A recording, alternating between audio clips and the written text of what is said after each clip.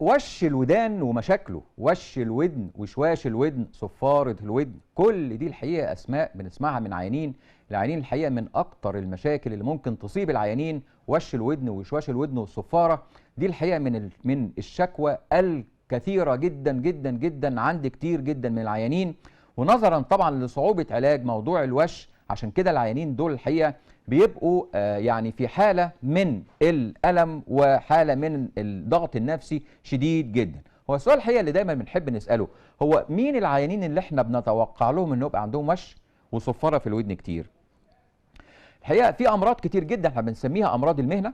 في عندنا أمراض كمان بتصيب العصب السمعي بتعمل مشاكل، وبتصيب العصب السمعي وبتعمل وش وضعف في السمع، إلى جانب بعض الأمراض بتاعت الأذن الوسطى ممكن تصيبها وتؤدي إلى مشاكل ووش في الودن.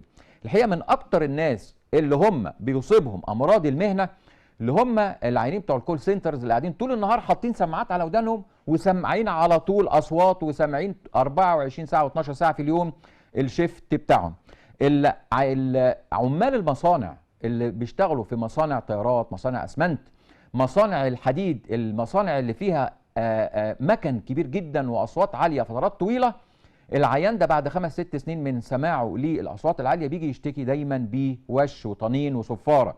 الموسيقيين والناس اللي بتحضر افراح كتير قوي، اللي هم سواء كان المغنيين وسماعهم لاصوات عاليه جدا، سواء كان بالدي جي والكلام ده كله، بيصابوا بامراض السمع. افراد الدفاع الجوي على طول بيسمعوا قنابل وصواريخ، كتير جدا بيصابوا بالوش والطنين.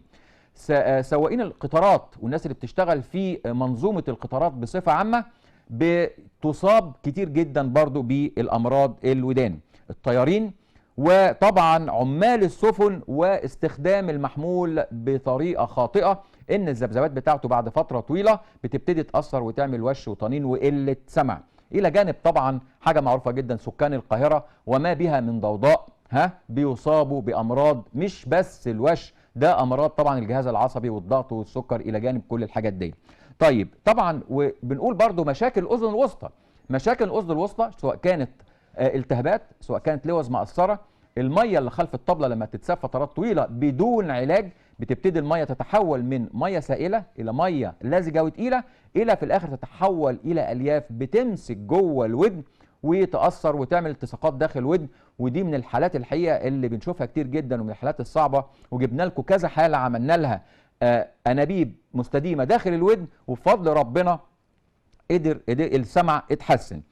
سؤالنا تاني، هو الاكتشاف المبكر لحاجات زي كده مهم طبعا. كل ما كان الاكتشاف بتاع الوش بفحوصاته، عشان كده عياداتنا ومراكزنا المنتشره في كل مكان اهم حاجه جهاز موجود عندي بيبقى متواجد في كل مركز من المراكز، هو جهاز قياس السمع، عشان نقدر في ساعتها نشخص قياس السمع سواء كان مشكله في العصب او الاذن الوسطى، ونقدر نعمل العمليه على اساس علمي وفحوصات مظبوطه.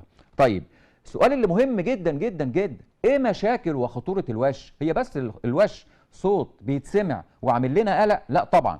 مشاكله طبعا بيعمل ضعف السمع بعد فترات طويله، الى جانب بقى مشاكل محدش يقدر يقولها ويحسها الا العيان نفسه. اكتئاب، بيعمل العيان اكتئاب. مشاكل نفسيه، بيعمل ضعف للذاكره. الى جانب العيان بيبقى في حاله من اليأس